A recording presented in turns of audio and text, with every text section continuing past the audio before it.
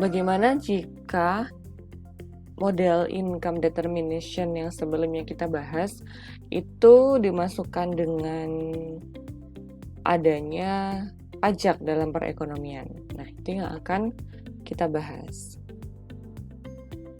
Pada the classical Islamic period, sumber utama pendapatan negara itu terdiri atas zakat, kemudian pajak pada produksi pertanian, pajak tanah, jizyah, sedekah, fai, kemudian khums, dan bea cukai, lalu juga land revenue of state land. Nah, kemudian apakah selain pajak yang didaftar di slide sebelumnya, itu dalam perekonomian Islam boleh menetapkan pajak dalam bentuk lain selain yang tadi? Ini ada beberapa, dalam paper itu dibahas ada beberapa sumber, yaitu hadis dan ayat Al-Quran mengenai jawaban atas pertanyaan ini. Nah, pada intinya adalah berdasarkan beberapa hadis disimpulkan bahwa boleh menetapkan pajak selain apa yang telah dicontohkan di masa-masa ini. Selain 9 ini itu boleh, tergantung kebutuhan. Persamaan pajak itu seperti ini, T sama dengan T kecil kali Y. Ini bentuknya mirip sama fungsi zakat dan infak tadi ya, bentuknya seperti ini. Di mana T di sini adalah slope dari fungsi pajak. T merupakan fungsi dari pendapatan. Dan T ini adalah slope-nya atau kemiringannya atau gradiennya.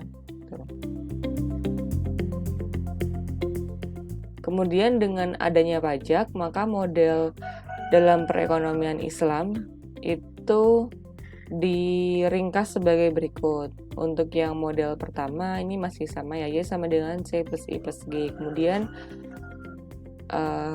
persamaan 12 ini merupakan aggregate demand. Lalu persamaan 13 dan 14 ini merupakan fungsi investment dan government expenditure-nya ini autonomous, tidak bergantung sama variabel lain. Dia sifatnya tetap atau konstan.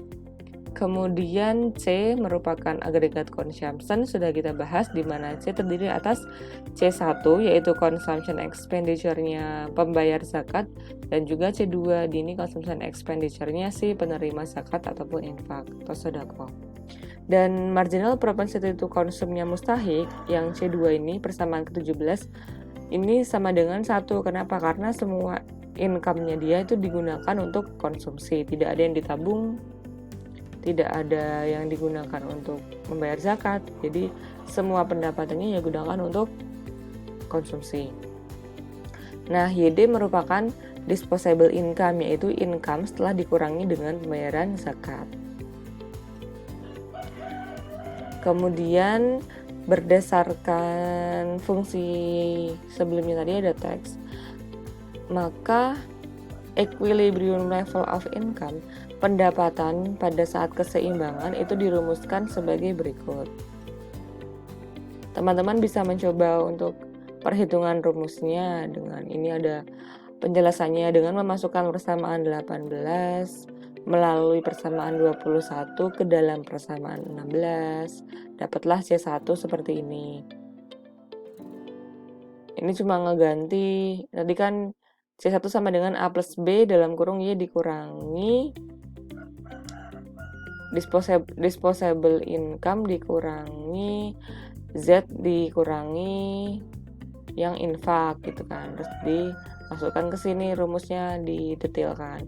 Nah, kemudian ini disubstitusikan ke dalam persamaan 12 bersamaan dengan persamaan 17 dan ini dapatlah ini. Kemudian Y-nya ini dijadikan satu ruas, kemudian dipindah sehingga dapat Y sama dengan 1/sekian. Nah, inilah Y di saat keseimbangan di mana ada unsur pajak dalam perekonomian.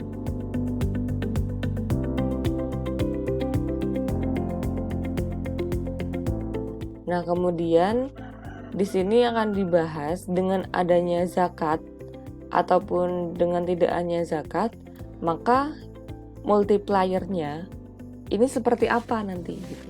Ini sama-sama dalam konteks perekonomian Islam. Dalam perekonomian Islam kalau ada zakat nanti gimana multipliernya, kalau nggak ada zakat gimana multipliernya, itu yang akan dibahas.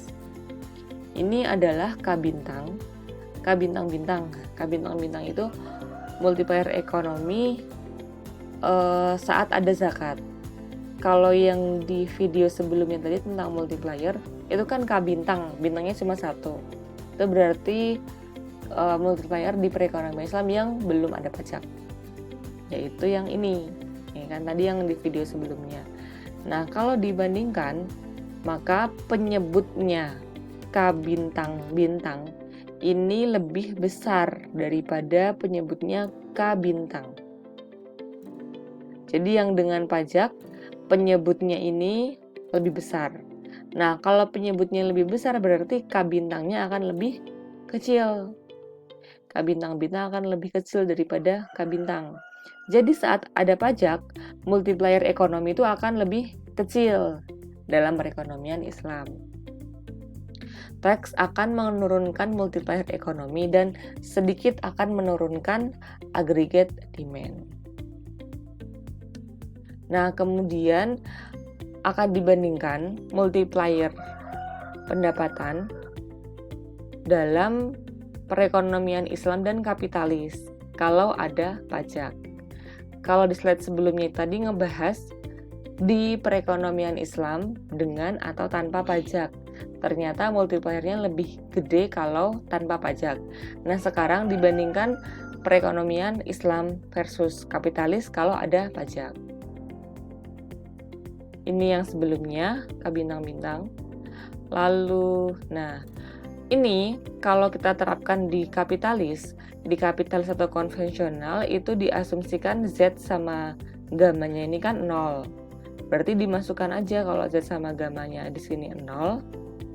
Nih, berarti Z plus gamma kan 0 nih. 0. Maka 1 min B kali 0 ini sama dengan, ini kan dikalikan ya, dalam kurung dikalikan. Berarti dikurangi 0 gitu. 1 min B-nya kan kali 0 sama dengan 0. Nah, maka sama dengan sekian. Nah, inilah K-aksen. K-aksen itu adalah multiplier pendapatan di ekonomi konvensional yang sudah dimasukkan pajak. Gitu. Jadi ini kita bandingkan K-bintang dengan K-aksen. Perhatikan ya, misalkan penyebutnya ini saya sebut X, kalau penyebutnya K-aksen saya misalkan W. Nah, perhatikan bahwa X ini akan kurang dari W. Ini akan lebih kecil. X ini akan lebih kecil daripada W. Kalau ini lebih kecil, maka K-bintang akan lebih besar. K-bintang lebih besar daripada K-aksen. Nah, kesimpulannya dengan adanya pajak, income multiplier di ekonomi Islam, yaitu K-bintang, tetap akan lebih besar daripada di konvensional.